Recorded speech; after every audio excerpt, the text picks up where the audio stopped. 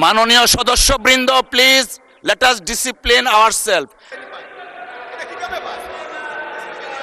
জ্বালানি মন্ত্রীরা যখন গণমাধ্যমে কথা বলেন তখন মনে হয় বাংলাদেশে আল্লাহর রহমতে কোনো সংকট নাই।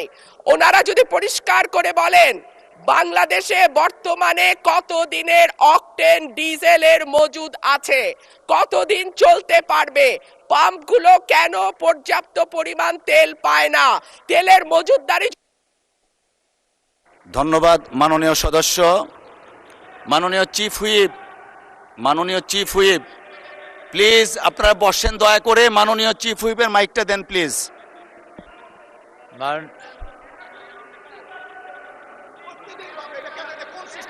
মাননীয় সংসদ সদস্য রুমিন ফারহানার বক্তব্য চলছিল, বিষয়টা একেবারেই অগ্রহণযোগ্য যা করা হয়েছে। আমি এটার জন্য দুঃখ প্রকাশ করছি এবং আমি এটার নিন্দা জানাতেও বাধ্য হলাম।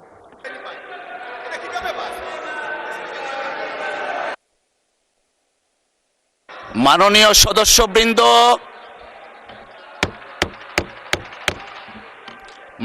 সদস্যবৃন্দ, please let us discipline ourself.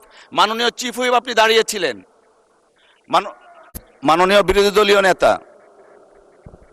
ধন্যবাদ মাননীয় স্পিকার।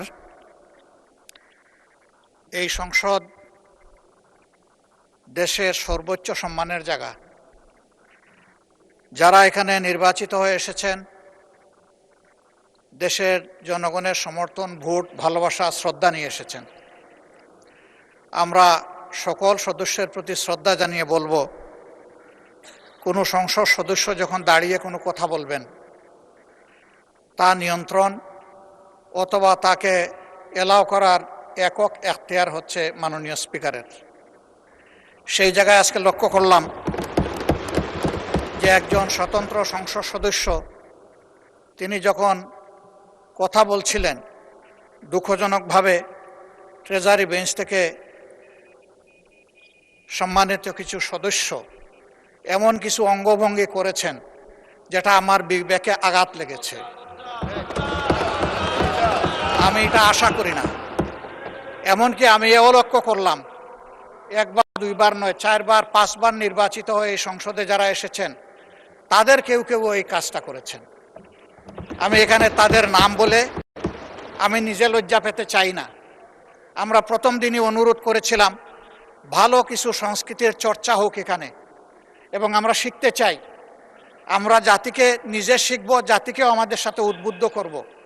মাননীয় স্পিকার, আজকে 2 বারই লক্ষ্য করলাম যে ট্রেজারি বেঞ্চ যেখানে আপনাকে সবচেয়ে বেশি সহযোগিতা করার কথা, সেখানে আপনি বারবার অনুরোধ করা পক্ষেও তিনারা চালিয়েই যাচ্ছেন। আপনি মাইক দেন নাই, তারপরেও সংসদে কি হচ্ছে আমরা কিছুই বুঝতে পারছি না। আর শেষমেশ যখন মাননীয় সংসদ সদস্য রুমিন ফারহানার বক্তব্য চলছিল, বিষয়টা একেবারেই অগ্রহণযোগ্য যা করা হয়েছে। আমি এটার জন্য দুঃখ প্রকাশ করছি এবং আমি এটার নিন্দা জানাতেও বাধ্য হলাম। ধন্যবাদ মাননীয় স্পিকার।